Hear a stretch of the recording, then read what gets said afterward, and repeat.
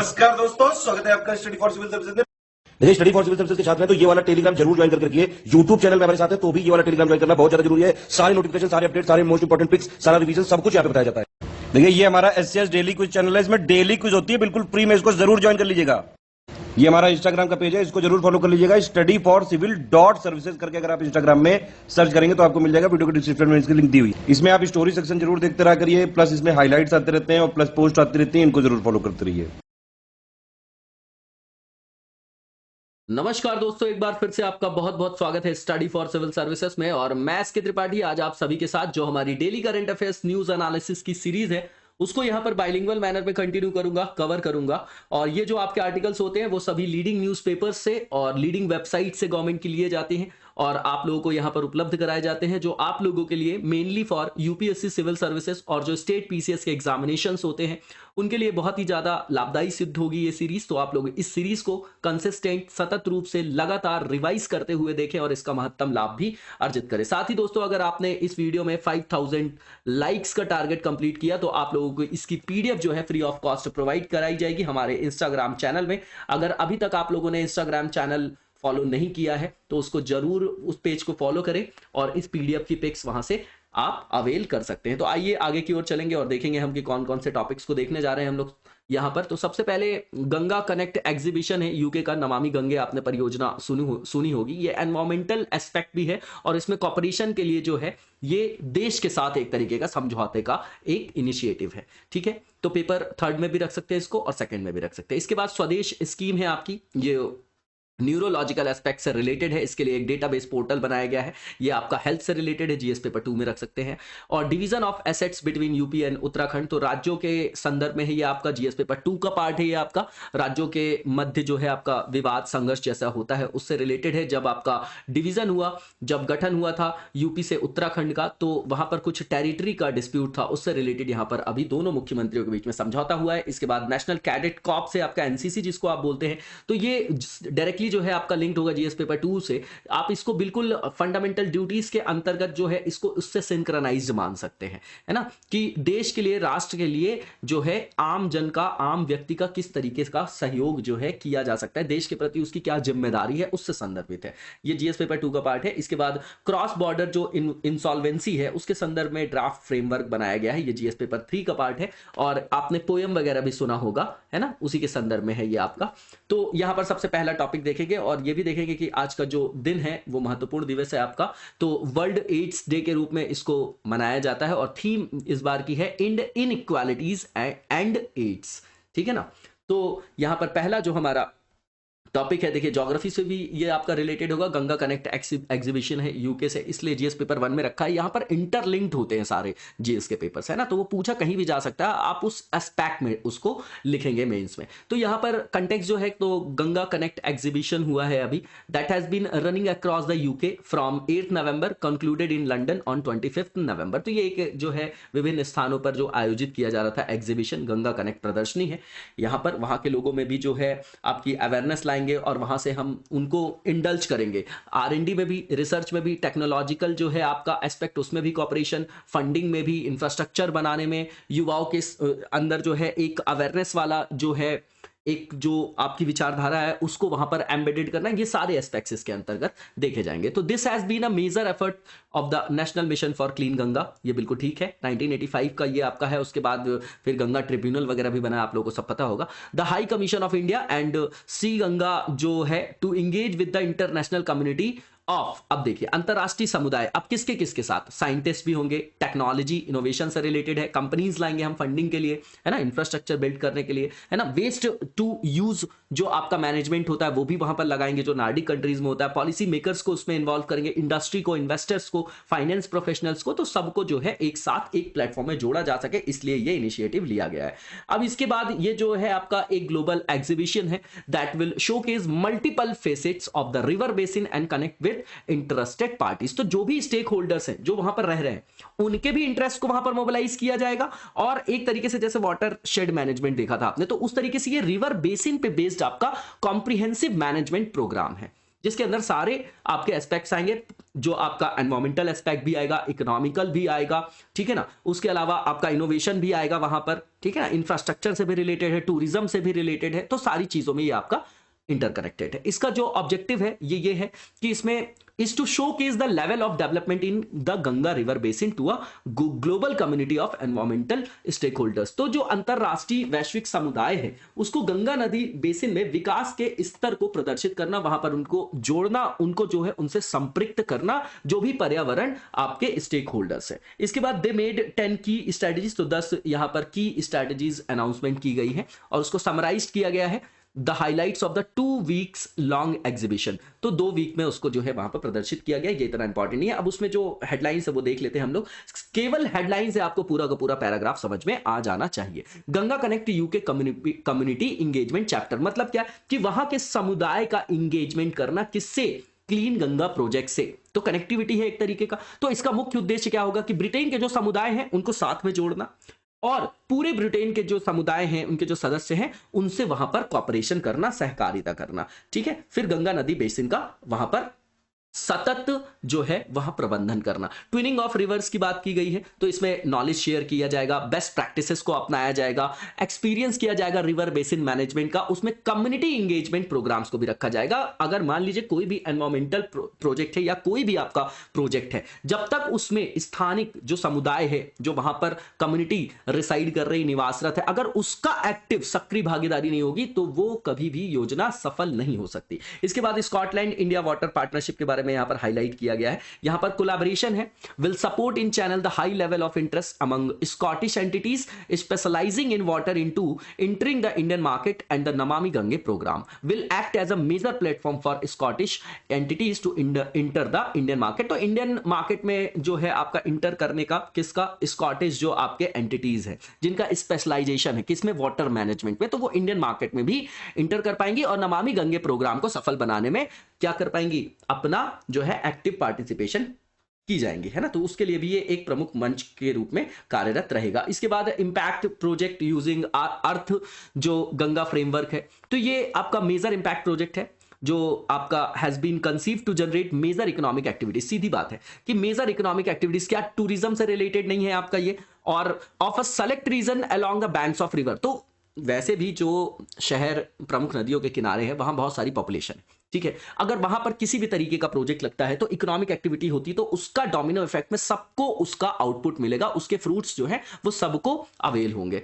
This initiative will create significant livelihood opportunities, तो आजीविका के अवसरों को उपलब्ध कराया जाएगा, ठीक है ना, ये डीपीएससी के अंतर्गत है भी। And bring new economic activities but in a manner that creates a model approach of environmentally sustainable development. तो रियो जो आप पढ़ते हैं 1992 का, जो इसको आप अर्थ समिट बोलते हैं, उसके बाद से जितने भी जो आपके आर्थिक समृद्धि है उसमें एक सस्टेनेबल डेवलपमेंट का एस्पेक्ट जो है एम्बेडेड हुआ है, सतत विकास का। तो वो जो पर्यावरणीय सतत विकास है वो भी एंगल उसके अंतर्गत होगा और उसका भी दीर्घकालिक लाभ जो है किसको, राज्य स्तर पर, क्षेत्रीय स्तर पर, देश के स्तर पर और अंतरराष्ट्रीय स्तर पर भी मिलेगा और पूरी प्रकृति में भी वो धनात्मक प्रभाव डालेगा। Ganga finance and investment forum भी है यहाँ पर, ये सीधा सीधा इन्वेस्टमेंट से रिलेटेड है कि हम किस तरीके से निवेश को वहां पर कैटलाइज, मोबिलाइज कर पा रहे हैं। A number of investors and finance companies have come together, वो एक साथ आएंगे, एक उनको फोरम मिलेगा जो एस्टैब्लिश करेंगे, Ganga finance and investment forum. ये ग्रुप जो है डेवलप करेगा state of the art financial instruments such as, जैसे आप रिवर बॉन्ड्स हो गए, है ना, बॉन्ड्स जो है एक तरीके का इकोनॉमिक इंस्ट्रूमेंट है मार्केट का, तो उससे फंडिंग रेज की जाती है। जैसे म्यूनिसिपल बॉन्ड सुना होगा, तो इसी तरीके से प्रीफिक्स है रिवर बॉन्ड्स, ब्लू इकोनॉमी सुना होगा, impact and outcome bonds, credit enhancement and guarantee instrument की भी बात करेंगे कि अगर वहां पर किसी को मान लीजिए एनवायरमेंटल एस्पेक्ट से रिलेटेड प्रोजेक्ट लगाना है तो वहां पर क्रेडिट एनहांसमेंट एंड गारंटी, जो गारंटी के इंस्ट्रूमेंट्स होते हैं उनको भी वहां पर उपयोग में लाया जाएगा। अब इसके बाद टेक्नोलॉजीज जो है enrolled into the environment technology verification programme. तो कंटिन्यूअस एक्सपेंशन के टाइम पे जो आपका ईटीवी प्रोग्राम के अंतर्गत आता है, तो उसमें 3 इनोवेटिव टेक्नोलॉजी कंपनीज जो है इसे सेलेक्टेड है ना, and onboarded on to the ETV programme. Technology. पहला फ्लोटिंग वाटर ट्रीटमेंट सिस्टम के लिए कंपनी है आपकी smart ops technology, forward osmosis के लिए कंपनी है फॉरवर्ड वाटर टेक्नोलॉजीज, और उसके बाद ओडोर कंट्रोल जो है वो कंपनी है OSIL। तो ये सारी कंपनीज के नाम नहीं याद रखना है हमको, आप हेडिंग के जो है अपने नोट्स बना सकते हैं इसमें से। इसके बाद जो नेक्स्ट वन है टेक एंड इनोवेटिव, जो इनोवेशन फाइनेंसिंग है उसके लिए भी फाइनेंसिंग। देखिए जब कोई न्यू टेक्नोलॉजी आती है, जैसे आप देखेंगे क्योटो, अब वहां से अगर क्लीन टेक्नोलॉजी ट्रांसफर की जाती तो टेक्नोलॉजी ट्रांसफर में ही सबसे बड़ा गेम है, वही तो डेवलप्ड स्टेट्स करना नहीं चाह रहे थे। और ये बहुत ज्यादा क्या होती है, जब कोई भी नई R&D होती है तो उसमें क्या है, इनपुट बहुत लगता है, ठीक है ना। तो ह्यूमन रिसोर्स की भी बात कर रहा हूं मैं और इकोनॉमिक रिसोर्स की भी बात कर रहा हूं। तो जो एनवायरमेंट से रिलेटेड टेक्नोलॉजी वेरिफिकेशन प्रोग्राम है, अब उसको स्टार्ट किया गया है to graduate company successfully that are ready to scale up, जो कि रेडी टू ईट होंगी, मतलब रेडी टू स्केल अप होंगी। In doing so they need venture funding. Venture funding सुना होगा आप लोगों ने, ये 2012 का जो सेबी का अल्टरनेटिव AIF जिसको बोलते हैं अल्टरनेटिव इन्वेस्टमेंट फंड, जो आपके रेगुलेशंस है उसके अंतर्गत इसको जो है आपको क्या किया जाता है, उसको मतलब वहां से संदर्भित किया जाता है, उसी से उसका क्रियान्वयन किया जाता है। वेंचर फंडिंग, एंजल इन्वेस्टर, ये सब आप लोगों ने सुना होगा। तो वेंचर फंडिंग का भी व्यवस्था किया जाएगा to start rolling out the projects across the country. तो कंट्री के अंतर्गत प्रोजेक्ट्स जो है वो आपके रन हो सके तो उसके लिए वेंचर फंडिंग की भी व्यवस्था की जाएगी। इसके बाद साइंटिफिक कोलैबोरेशन भी है यूके और इंडिया के बीच में। तो यहां नंबर ऑफ जो साइंटिस्ट हैं, रिसर्च स्कॉलर्स हैं, इंस्टीट्यूशंस हैं, वो have agreed to come together to forum a knowledge pool for exchange of scientific and technological ideas leading to development of collaborative research. तो कीवर्ड आपका कोलैबोरेटिव रिसर्च है ना, वहां पर डेवलपमेंट करना है, किसके द्वारा, शेयर करेंगे हम, एक नॉलेज पूल बनाएंगे एक्सचेंज करने के लिए साइंटिफिक और टेक्नोलॉजिकल आइडियाज को, ठीक है, ये कीवर्ड है आपका। इसके बाद ग्लोबल यूथ फॉर गंगा, तो ग्लोबल जो भी हमारे यहाँ यूथ है ना, उसको जो है अट्रैक्ट करना, ठीक है, कि क्लीन गंगा की तरफ, है ना, एनवायरमेंटल एस्पेक्ट की तरफ। तो global youth for Ganga will be an association of youth from India and other countries. ये दूसरे देशों और इंडिया के साथ बनाया गया एक एसोसिएशन है जिसका एक कॉमन मिशन है एक्सचेंज करना नॉलेज को, एक्सपर्टीज को through advocacy for a clean Ganga and all reverse at large. तो नदी प्रबंधन से रिलेटेड है ये आपका अच्छा इनिशिएटिव है। ये जो संघ है आपका, एसोसिएशन है, वो इंगेज रहेगा इंटरडिसिप्लिनरी डिस्कशन में, raising world wide awareness and encouraging management in the clean Ganga mission.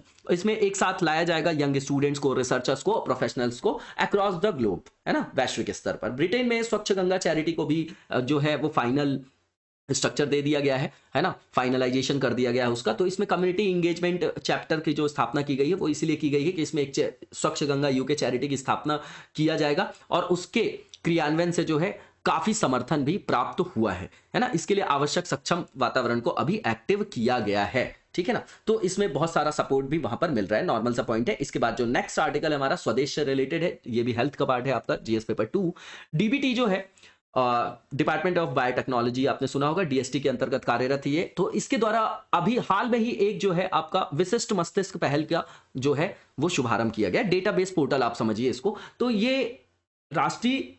ये जो है आपका राष्ट्रीय मस्तिष्क अनुसंधान केंद्र, उसने अभी हाल में ही परियोजना स्वदेश विकसित की है। अब ये किससे रिलेटेड है, तो ये यूनिक ब्रेन इनिशिएटिव है जिसका फोकस किस में है, सर्टिफाइड न्यूरो इमेजिंग में, न्यूरोकेमिकल, न्यूरो साइकोलॉजिकल डेटा और एनालिटिक्स में, है ना। जावा, पाइथन, डेटा एनालिटिक्स के बारे में आप लोगों ने सुना होगा। तो वहां बेटे डेटा बेस बन जाएगा। तो जब सैंपलिंग हो जाती है, डेटा आ जाता है, तो हम उससे फिर कंक्लूजन की तरफ रन करते हैं, उधर हम मूव करते हैं। That are made accessible to researchers for managing brain disorder. तो ब्रेन डिसऑर्डर को मैनेज करने के लिए फिर रिसर्चर्स को ये आपका हेल्प करेगा।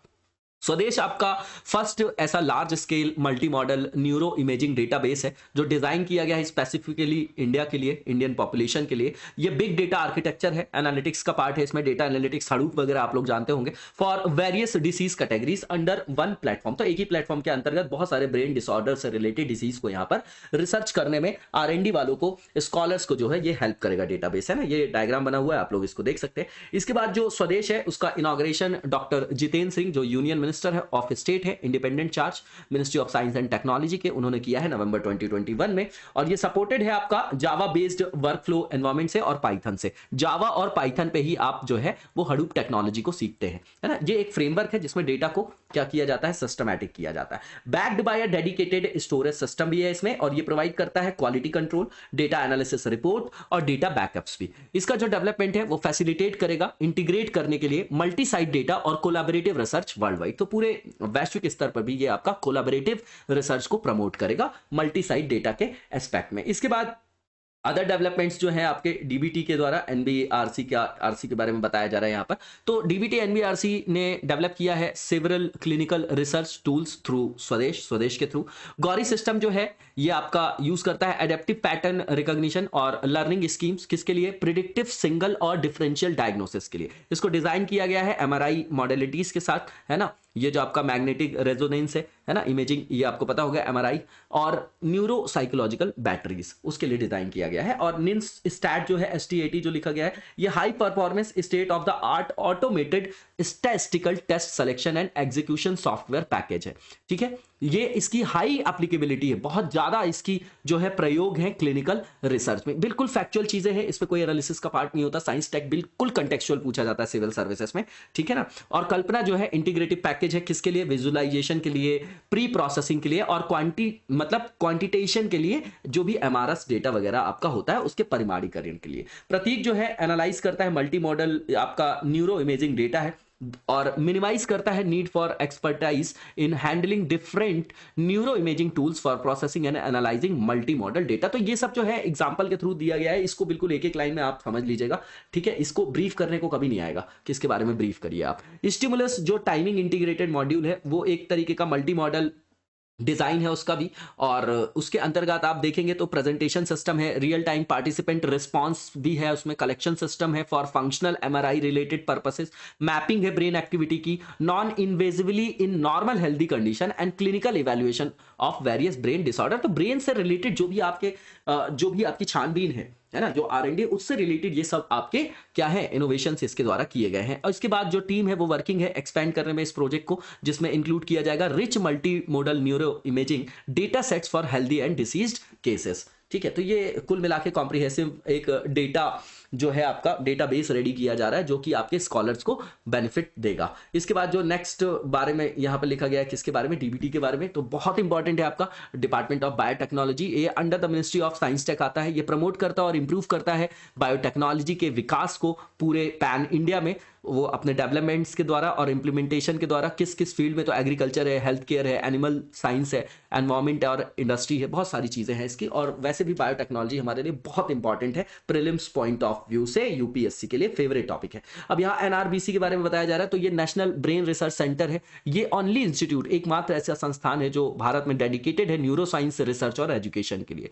साइंस के जो इसके अंतर्गत साइंटिस्ट हैं और जो स्टूडेंट्स हैं at NBRC come from diverse academic background, तो वो विविधतापूर्ण एकेडमिक से आते हैं, इंक्लूडिंग बायोलॉजिकल, कंप्यूटेशनल से भी आते हैं, बायोलॉजिकल से भी आते हैं, कंप्यूटेशनल से भी आते हैं, mathematical, physical engineering, medical science, and use multidisciplinary approaches to unravel secrets of the brain, है ना। तो ये आपके विविधतापूर्ण जो है यहाँ पर एस्पेक्ट से आने वाले विशेषज्ञ यहाँ पर दिखाई देते हैं, जो स्टूडेंट्स होते हैं, साइंटिस्ट होते हैं, प्रोफेशनल्स होते हैं। इसके बाद जो नेक्स्ट हमारा आर्टिकल जीएस पेपर 2 से ही रिलेटेड है, राज्यों के मध्य जो विवाद से रिलेटेड है। अच्छा, ये बताइएगा कि जो आर्टिकल 131 है उसमें जो प्रारंभिक क्षेत्राधिकार है सुप्रीम कोर्ट का, वो क्या है, ये बताइएगा, ठीक है। और ये बताइएगा कि एक क्वेश्चन आज मेंस के लिए लिखिएगा कि भारत में जो आपका सहकारी संघवाद था वो किस तरीके से जो आपकी प्रतिस्पर्धात्मक संघवाद है उसमें अग्रसर हो रहा है, उसमें नीति आयोग की भूमिका को हाईलाइट करेगा। मतलब जो आपका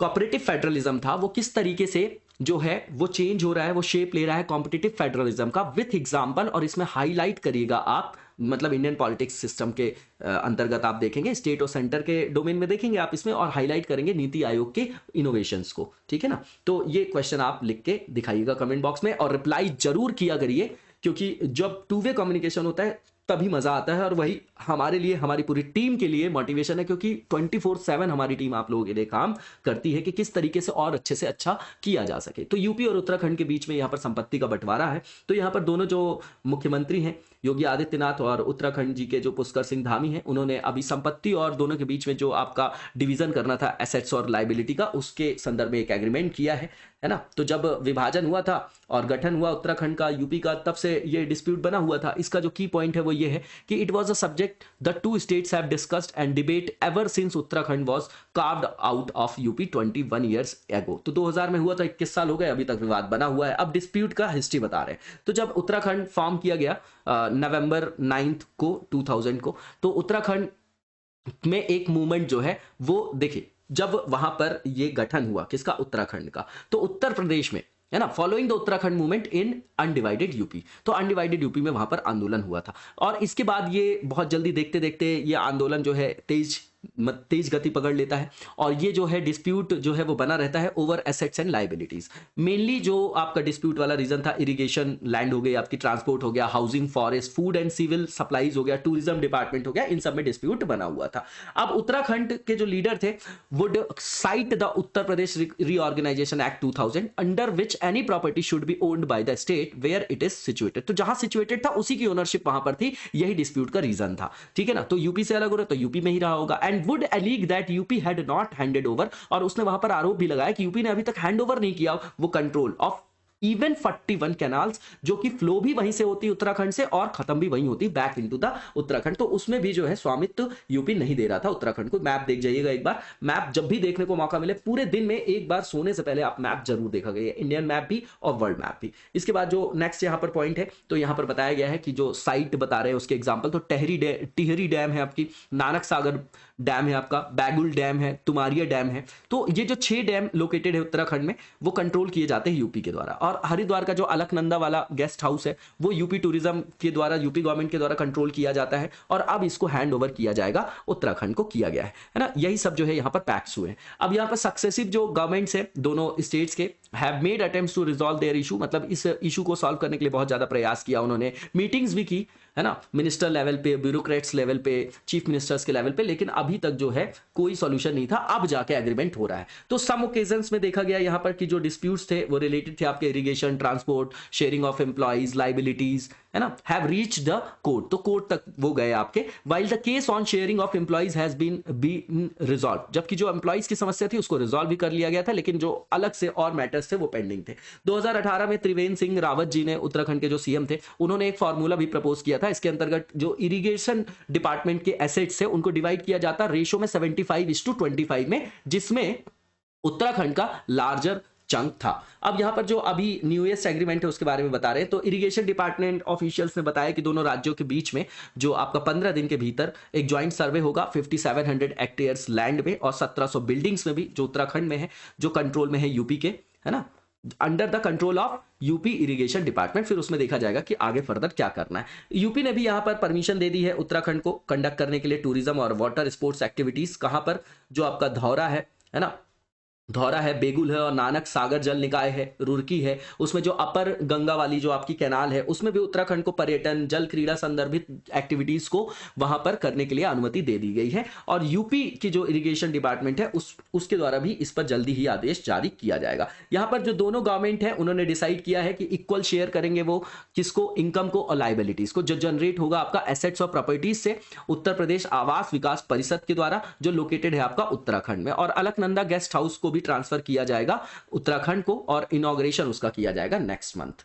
ठीक है, तो ये पूरी घटनाएं याद नहीं रखना है हमको, है ना, किसको किसको क्या किया गया। इसके बाद जो एनसीसी है पेपर 2 से ही रिलेटेड है। ये आपका एनसीसी जो है, नेशनल कैडेट कॉर्प्स भी बोलते हैं इसको, लार्जेस्ट यूनिफॉर्म्ड यूथ ऑर्गेनाइजेशन है इन द वर्ल्ड, मतलब सबसे बड़ा आपका यूनिफॉर्म क्या है, यूथ ऑर्गेनाइजेशन है। ये अपना सेलिब्रेट कर रहा है 73rd एनिवर्सरी अभी 28 नवंबर 2021 को। इसके की पॉइंट्स देखेंगे हम, तो इसकी जो पहचान देखिए, यहां पर जो marking the solemn occasion, director general जो है एनसीसी के, लेफ्टिनेंट जनरल जो है आपके गुरबीर पाल सिंह, उन्होंने यहां पर बताया है नवंबर 2021 में अभी नई दिल्ली में, जो राष्ट्रीय युद्ध स्मारक पर जो बलिदान दिए हुए हमारे नायक हैं, तो उनको जो है पुष्पांजलि अर्पित करते हुए संपूर्ण एनसीसी बिरादरी को उन्होंने क्या किया है, वहां पर संबोधित किया है, उनको श्रद्धांजलि दी, उनको सबको संबोधित करते हुए। तो ये आपका कंटेक्स्ट हो गया, ये इतना इंपॉर्टेंट नहीं है। अब इसके बाद एनसीसी जो एनसीसी है इसकी जो स्थापना दिवस है वो पूरे देश में मनाया गया। ठीक है, अब इनके क्या क्या जो है वो एक्टिवली ये कहां कहां पार्टिसिपेट करते हैं, जैसे कोविड-19 हुआ, कोई डिजास्टर आया,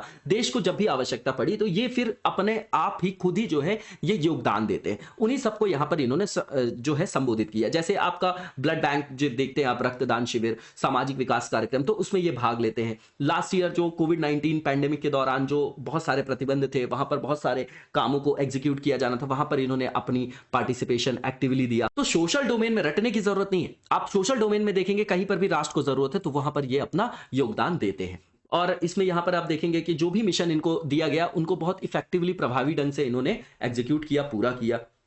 ठीक है। और योगदान नामक एक अभियान चलाया गया था पैंडेमिक के दौरान, कोविड के दौरान, जिसमें बहुत सारे इनिशिएटिव्स के द्वारा कैडेट्स ने जो अपना योगदान दिया, देश भर के लोगों में व्यापक रूप से इसकी सराहना भी की गई। इसके बाद एक भारत श्रेष्ठ भारत है, आत्मनिर्भर भारत है, फिट इंडिया, जितनी भी ये आपकी इनिशिएटिव्स हैं उसमें ये जो कैडेट्स हैं और एसोसिएट्स हैं, एनसीसी अधिकारी हैं, उन्होंने शानदार नेतृत्व भी, लीडरशिप भी प्रदान किया है। कैडेट ने पार्टिसिपेट किया, मतलब पूरे मन से, मतलब होल हार्टेडली लिखा है। इन स्वच्छता अभियान हो गया, मेगा पॉल्यूशन पखवाड़ा हो गया, और बहुत इंपॉर्टेंट भूमिका, महत्वपूर्ण भूमिका का निर्वहन किया अवेयरनेस स्प्रेड करने में about various government initiatives like digital literacy, आपका इंटरनेशनल डे ऑफ योगा है, ट्री प्लांटेशन है, प्रेजेंट कोविड वैक्सीन ड्राइव है, तो सब में इन्होंने एक्टिवली वहां पर अपना पार्टिसिपेशन किया है। तो ये सब रटने की जरूरत नहीं है, आपको ये चीजें पता है तो आप ऑलरेडी लिंक कर ले जाएंगे इसको, ठीक है। The launch of NCC alumni association by PM in a grand ceremony held at Jhansi on November 19, 2021 has added another feather in the cap of NCC. तो देखिए ये इंपॉर्टेंट हो गया स्टेट पीसीएस के लिए कि यूपी में पूछा जा सकता है, झांसी का जगह आ गया इसलिए, जगह का नाम आ गया इसलिए, है ना। यहां पर यूपीएससी में नहीं पूछता ये सब। सिग्निफिकेंस ऑफ एनसीसी जो है, ये आपका मल्टीफेसेटेड एक्टिविटीज और बहुत सारे करिकुलम इसके अंतर्गत जो है वो क्रियान्वित किए जाते हैं एनसीसी के द्वारा, प्रोवाइड किया जाता है इसके द्वारा यूनिक अपॉर्चुनिटी किसको, यूथ्स को, फॉर सेल्फ डेवलपमेंट। तो ये आत्म विकास से संदर्भित है। यहां पर बहुत सारे कैडेट्स जो हैं have done the nation and the organization proud by their remarkable achievements in the field of sports and adventure। तो स्पोर्ट्स और एडवेंचर के डोमेन में देखेंगे तो जो बहुत सारे कैडेट्स हैं हमारे, उनका बहुत ही कमेंडेबल जो है अचीवमेंट्स, रिमार्केबल अचीवमेंट्स भी देखने को मिला है स्पोर्ट्स में भी, है ना, और एडवेंचर से रिलेटेड जो भी आपके स्पोर्ट्स है। एनसीसी ने कंटिन्यू किया है उसकी relentless effort towards moulding the present day youth into responsible citizen of tomorrow. तो ये आप देखिए, ये कहीं ना कहीं फंडामेंटल ड्यूटी से रिलेटेड है। सोशलिस्ट कंट्री में इसको, जैसे यूएसएसआर वगैरह हो गया, वहां पर जो है अधिकारों पर कर्तव्यों की वरीयता दी जाती, लेकिन हमारे यहाँ ये आपका क्या है, कोर्ट में जस्टिसएबल नहीं है, और ये आपका सरदार स्वर्ण सिंह कमेटी के रिकमेंडेशन से आया था। तो एक क्वेश्चन और लिखिएगा आज आप लोग कि डीपीएसपी और जो फंडामेंटल ड्यूटीज हैं इसमें क्या अंतर है और इनके बीच में क्या संदर्भ है, और ये पूरे देश के समग्र विकास में किस तरीके से अपनी भूमिका का निर्वहन करते हैं, क्रिटिकल इवैल्यूएट करके लिखिएगा। 2 क्वेश्चन हो गए आज के लिए आपके लिए। और इसके बाद यहां पर आप देखेंगे एनसीसी के बारे में बताया जा रहा है, तो इसका जो ये एक तरीके से यूथ विंग है इंडियन आर्मी फोर्स की, with its headquarter in new Delhi, India. इसका मुख्यालय न्यू दिल्ली में है। इसके बाद एनसीसी को फॉर्म किया गया 1948 में एक कमेटी की रिकमेंडेशन के द्वारा। उस कमेटी का नाम था हृदयनाथ कुंजरू, एचएन कुंजरू कमेटी थी 1946 की। इसके जो रूट्स हैं वो ब्रिटिश एरा से रिलेटेड है। जो ब्रिटिश एरा में यूनिफॉर्म्ड यूथ एंटिटीज होते थे, जैसे यूनिवर्सिटी कॉर्प्स होते थे, यूनिवर्सिटी ऑफिसर ट्रेनिंग कॉर्प्स होते थे, तो उन्हीं से ये आपकी प्रेरित है। It can be traced back to the university corps which was created under the Indian defence act जो था 1917 का। उसका ऑब्जेक्टिव जो था कि make up for the shortage in the army, तो जब भी देश को आवश्यकता पड़े तो फिर ये अपना योगदान दे सके, है ना। तो वो एक बैकअप की तरह था। It is open to school and college students on voluntary basis, ये वॉलेंट्री बेसिस पे है। As a tri services organisation comprising the army भी है, नेवी भी है और एयर विंग भी है। इंगेज होती है आपकी developing the youth of the country into disciplined and patriotic citizen. तो देशभक्त जो है, देशभक्ति की भावना, उसको भी ये आपकी प्रेरित करती है और डिसिप्लिन भी बनाती है। The soldier youth foundation in India is a voluntary organisation जो रिक्रूट करती है कैडेट्स को हाई स्कूल से, हायर सेकेंडरी कॉलेजेस से, यूनिवर्सिटी से, ऑल ओवर इंडिया बेसिस पे। इसके बाद एनसीसी रक्षा मंत्रालय के अंतर्गत आएगा। इसका नेतृत्व जो होता है वो 3 स्टार जो होते हैं आपके मिलिट्री रैंक के महानिदेशक, उनके द्वारा किया जाता है, डायरेक्टर जनरल के द्वारा। नॉर्मल सी जानकारी है। इसके बाद जो नेक्स्ट आर्टिकल है हमारा, ये इंपॉर्टेंट है, जीएस पेपर 3 से रिलेटेड है। क्रॉस बॉर्डर जो इंसॉल्वेंसी है उससे ड्राफ्ट फ्रेमवर्क को यहां पर लाया गया है। पोयम वगैरह के बारे में भी आप लोगों ने सुना होगा। जैसे कोई कंपनीज हमारे यहां काम करती हैं, अब वो कहां पर काम कर रही हैं और कहां पर अर्निंग कर रही हैं, उनका जो आपका मेन बोर्ड ऑफ मेंबर्स उनकी मीटिंग कहां हो रही है, उस हिसाब से इनकम का वहां पर फंडा आता है कि उस देश को आपको अपने अर्निंग में से एक पार्ट देना पड़ता है। ठीक है, तो कई कंपनीज ऐसी करती हैं कि इंडिया में काम कर रही है लेकिन हेडक्वार्टर कहीं और बना रखा और टैक्स 7 कंट्रीज में जाके अपना जो है इनकम शो कर दिया और वहां टैक्स बचा ले गए, तो इसको टैक्स जो है इवेजन बोला जाता है। ठीक है ना, तो उसी से संदर्भित आप इसको समझिएगा। तो जो मिनिस्ट्री ऑफ कॉर्पोरेट अफेयर्स है उसने पब्लिश किया है एक ड्राफ्ट फ्रेमवर्क अभी for cross border insolvency proceedings based on, ये आपकी संस्था है जो आपकी क्रॉस बॉर्डर इंसॉल्वेंसी से संदर्भित भी है। ठीक है, तो यूनाइटेड नेशन कमीशन है आपका of international trade law, UN central भी बोला जाता है, मॉडल के अंतर्गत under insolvency and bankruptcy code, IBC code के बारे में बात कर रहे हैं। अब यहाँ पर करंट स्टेटस जो है अभी फॉरेन स्टेक होल्डर्स का, and courts in other jurisdiction under IBC. तो आईबीसी के अंतर्गत जो वर्तमान स्थिति है न्यायालय की और उसके अंतर्गत जो भी आपके स्टेक होल्डर्स है अन्य क्षेत्राधिकार में, उसके बारे में यहाँ पर कुछ पॉइंट्स बताए जा रहे हैं। तो यहाँ पर लिखा जा रहा है कि जो while foreign creditors can make claims against a domestic company, ठीक है, जब फाइल जो आपके क्रेडिटर्स होते हैं, अब यहां पर समझिएगा दो शब्द होते हैं, एक होता है इंसॉल्वेंसी होता है आपका और दूसरा होता है बैंकरप्सी। इंसॉल्वेंसी मतलब कैसी स्थिति है ये एक ऐसी स्थिति है कि कोई इंडिविजुअल या व्यक्ति जिसको आप बोलते हैं या कंपनी जो भी उसका ऋण बकाया है उसको चुकाने में ये बोल देता है कि मैं असमर्थ हूं। उसके बाद बैंकरप्सी जो है वो क्या है, किसी कंपनी या व्यक्ति द्वारा जो ऋणों का भुगतान किया जाना है उसमें असमर्थता की कानूनी घोषणा है ये, इसमें कोई जो आपका न्यायालय होगा वो भी इंडल्ज होगा, ये फर्क होता है दोनों में, ठीक है। अब इसके बाद ये जो यहां पर बात की जा रही है ये चर्चा में क्यों है, क्योंकि अभी जो है एक ये फ्रेमवर्क बनाया जा रहा है। अब ये किसके लिए प्रस्ताव है, तो ये समझ लीजिएगा कि जो कॉर्पोरेट के जो आपके देनदार है उसके साथ जो व्यक्तिगत गारंटर है, ये दोनों के लिए लागू करने का एक प्रस्ताव है। व्यक्तिगत गारंटर का मतलब कोई व्यक्ति या संस्था होती है जो ऋण चुकाने में विफल हो जाती है, जो किसी और को उसको ऋण का भुगतान करना होता है, वहां पर वो असमर्थता व्यक्त करती है। अब करंट स्टेटस के बारे में जो बात कर रहे हैं यहां पर, तो यहां पर आप देखेंगे कि कई न्यायालयों में, देखिए यहां पर पूरा पैराग्राफ लिखा हुआ है, इसका जो क्रक्स है वो क्या है कि कई सारे जो कोर्ट्स हैं उसमें जो एसेट्स हैं, लाइबिलिटीज हैं, वो आपकी स्ट्रेस्ड कंपनियों के समाधान के लिए ये आपका प्रासंगिक रहेगा, ठीक है ना, ये आपका प्रासंगिक रहेगा। सीमा पार जो क्रॉस बॉर्डर आपका इंसॉल्वेंसी एक्शन के बारे में बात कर रहे हैं, है ना। अब समझिएगा इसमें जो है वर्तमान स्थिति क्या है, तो वर्तमान स्थिति देखेंगे कि अभी भी जब विदेशी लेनदार जो है वो एक घरेलू कंपनी के खिलाफ दावा कर सकते हैं, ये अभी भी प्रावधान है। लेकिन आईबीसी जो है वर्तमान में आप देखेंगे जो उसका प्रेजेंट में जो उसका स्ट्रक्चर है, जो उसकी अथॉरिटी है, उसके द्वारा वो अन्य किसी भी कंट्री में किसी भी इंसॉल्वेंसी की कार्यवाही की स्वतः मान्यता की अनुमति नहीं दे सकता, मतलब वहां पर वो लैक कर रहा है पावर में, ठीक है ना। तो ये नॉर्मल सी चीज है। जैसे अभी जेट एयरवेज का आप इशू देखा आपने, तो उसमें कंपनी के एक विमान को यूरोपीय जो कार्गो फर्म है उसको बकाया भुगतान न करने के कारण एम्स्टर्डम में रोक दिया गया था। तब जो आपका नेशनल कंपनी लॉ ट्रिब्यूनल है, एनसीएलटी जिसको आप बोलते हैं, तो डोमेस्टिक संदर्भ में उसने बोला कि आईबीसी में सक्षम प्रावधान का अभाव है, इसलिए वो विदेशी अदालत के किसी भी आदेश को रिकॉर्ड में लेने से उसने डिनाई कर दिया था। ये रीजन है उसका, ठीक है। इसके बाद आप देखेंगे कि जो एनसीएलटी है हमारा, वो परमिट करता है recognition of Dutch proceedings as non main insolvency proceedings, recognising India as the centre of main interest for the company. अब देखिए समझिएगा थोड़ा सा, यहां पर कॉन्सेप्ट है सीओएमआई जो लिखा है ना, मतलब सेंटर ऑफ मेन इंटरेस्ट। इसका मतलब यह कि कोई कंपनी जो है वो मेनली कहां सिचुएटेड है और बोर्ड ऑफ डायरेक्टर्स जो है वो कहां उसकी मीटिंग करते हैं, कहां उसका मेन जो है एक्टिविटीज है, उस हिसाब से उसको वहां पर टैक्स वैक्स देना चाहिए, ये उसका संदर्भ है, ठीक है ना। अब यहां पर आप देखेंगे कि जो लिखा गया है कि आईबीसी के तहत जो अभी प्रावधान है उसमें भारतीय अदालतों को अन्य अधिकार क्षेत्र में समानांतर दिवाला का जो भी इंसॉल्वेंसी से रिलेटेड कार्यवाही होगी उसके अधीन किसी भी कंपनी की विदेशी संपत्ति के मुद्दे को संबोधित करने की पावर अथॉरिटी नहीं है, वही रिपीटिशन है। अब यहां पर जो यूएन सेंट्रल मॉडल है उसके बारे में बताया जा रहा है, तो ये क्रॉस बॉर्डर जो इंसॉल्वेंसी से रिलेटेड इश्यूज हैं उससे जो है निपटने के लिए ये आपका वाइडली एक्सेप्टेड सबसे ज्यादा कॉम्प्रिहेंसिव जो है आपका क्या है, लॉ है, एक तरीके का कानूनी फ्रेमवर्क है। इसमें ब्रिटेन, साउथ अमेरिका है ना, साउथ मतलब ब्रिटेन है, अमेरिका है, साउथ अफ्रीका है, साउथ कोरिया है, सिंगापुर है, और उसके साथ साथ 49 कंट्रीज ने इसको अपनाया है। अब ये लॉ जो है अलाउ करता है ऑटोमेटिक रिकॉग्निशन के लिए, किसके, जो फॉरेन प्रोसीडिंग्स होती हैं और जो रूलिंग्स होती हैं given by courts in case where the foreign jurisdiction is adjudged as the COMI for the distressed company, ठीक है ना। तो इसके अंतर्गत क्या होता है कि जो डिफॉल्ट करने वाले देनदार हैं, अगर उनके खिलाफ कोई घरेलू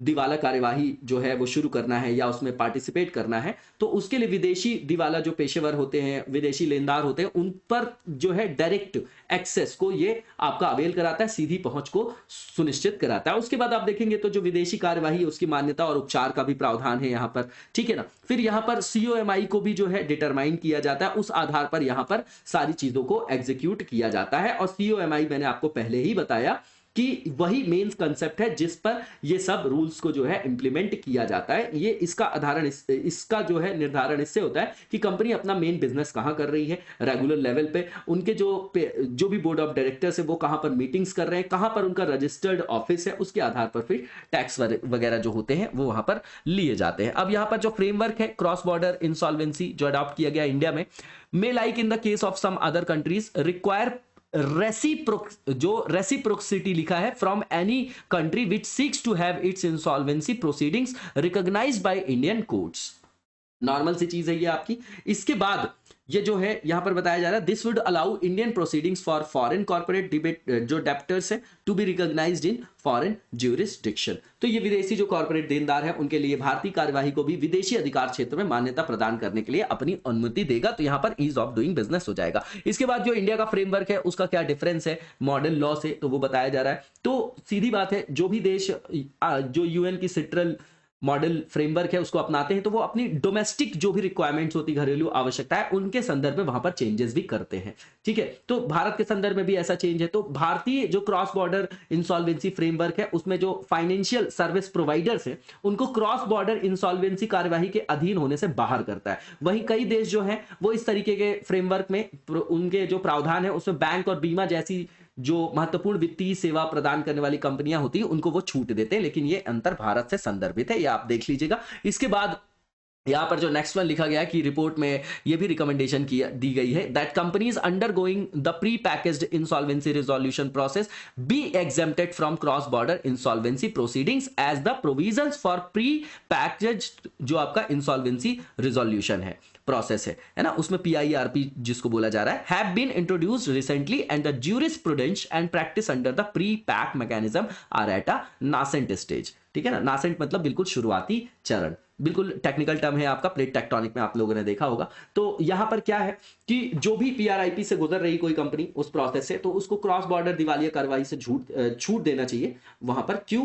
क्योंकि इसको हाल में ही पेश किया गया है और ये जो है अपने प्रारंभिक चरण में है अपने, है ना, न्याय शास्त्र के अंतर्गत जिसको प्री पैक मैकेनिज्म बोला जा रहा है। और यहां पर जो MSME से रिलेटेड जो भी आपका त्वरित समाधान है उसके लिए भी जो आपका PIRP है उसको इसी ईयर की शुरुआत में IBC के तहत जो है पेश किया गया था, वो आपका लास्ट पैराग्राफ में बताया जा रहा है। इसके बाद हम नेक्स्ट फेज की तरफ चलेंगे हम लोग जो हमारा MCQ से रिलेटेड है। और सबसे पहले यहाँ पर ब्रिक्स से रिलेटेड स्टेटमेंट दिए गए हैं, बहुत इंपॉर्टेंट है। इसके जो है आपके 15 ईयर्स कंप्लीट हो गए हैं, इसलिए हमारे लिए इंपॉर्टेंट है ये।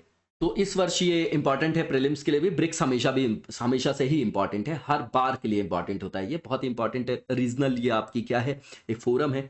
ठीक है, तो ब्रिक्स जो है दुनिया की जो अग्रणी उभरती जो आपकी डेवलपिंग इकोनॉमीज हैं, जैसे ब्राजील है, ब्रिक्स के फुल फॉर्म से ही आपको समझ में आ रहा होगा, ब्राजील है, रशिया है, इंडिया है और आपका चाइना है, और लास्ट में फिर साउथ अफ्रीका को ऐड किया गया है। उसी का ये संक्षिप्त रूप है, संक्षिप्त शब्द है, बिल्कुल ठीक है पहला स्टेटमेंट। दूसरा ये है कि 2006 में जो ब्रिक्स के जो आपके फॉरेन मिनिस्टर्स थे उनकी पहली बैठक के दौरान इसको फॉर्मल जो है स्ट्रक्चर दिया गया था, है ना, फॉर्मलाइज किया गया था, ये भी बिल्कुल ठीक है। 15 साल इसके पूर्ण हो चुके हैं। और 2001 में जो ब्रिटिश इकोनॉमिस्ट थे आपके जिनका नाम था जिम ओ'नील, उन्होंने जो है ये टर्म दिया था ब्रिक और डिस्क्राइब किया था 4 इमर्जिंग इकोनॉमीज को, ब्राजील, रशिया, इंडिया और चाइना को। ठीक है, तो ये जो है तीनों के तीनों स्टेटमेंट आपके बिल्कुल ठीक है, ऑल ऑफ द अबव हो जाएगा। और 2021 में जो है महत्वपूर्ण ऐतिहासिक वर्ष है ब्रिक्स सहयोग के लिए, जिसने अपने 15 जो है आपके ईयर्स को कंप्लीट कर लिया है। इसके बाद जो नेक्स्ट हमारा क्वेश्चन है ये वांजुआ फेस्टिवल से रिलेटेड है, बहुत इंपॉर्टेंट है। नॉर्थ ईस्ट से रिलेटेड जो भी आर्ट एंड कल्चर का पार्ट है वो प्रीलिम्स के लिए बहुत इंपॉर्टेंट होता है। तो ये फेस्टिवल जो है सेलिब्रेट किया जाता है तिवा ट्राइब्समैन के द्वारा to mark their good harvest, बिल्कुल ठीक बात है, अच्छी फसल को चिन्हित करने के लिए मनाया जाता है। इसके अंतर्गत सॉन्ग्स होते हैं, डांस होता है, बंच ऑफ रिचुअल्स भी वहां परफॉर्म किए जाते हैं, and people clad in their native attires, है ना, जो दूसरा स्टेटमेंट यहां पर दिया गया ये भी बिल्कुल ठीक है। और तीसरा जो है कि इसको लालुंग नाम से भी जाना जाता है, is an indigenous community inhabiting the states of Uttar Pradesh. तो उत्तर प्रदेश नहीं, नॉर्थ ईस्ट से रिलेटेड है ये आपका। ये मेनली असम, मेघालय में रहने वाला एक स्थानिक समुदाय है, साथ ही ये अरुणाचल प्रदेश में भी पाया जाता है और आपका मणिपुर के भी कुछ इलाकों में पाया जाता है। आप नॉर्थ ईस्ट में देखेंगे तो आप लोगों को समझ में आ जाएगा। तो तीसरा स्टेटमेंट बस गलत है, ऊपर के दोनों स्टेटमेंट बिल्कुल ट्रूथ है, इसका आंसर आपका ए हो जाएगा। इसी के साथ आज के वीडियो को यहीं पर विराम देंगे, नेक्स्ट वीडियो में कंटिन्यू करेंगे। तब तक लगातार जबरदस्त तरीके से पढ़ते रहिए। Thank you so much, best of luck.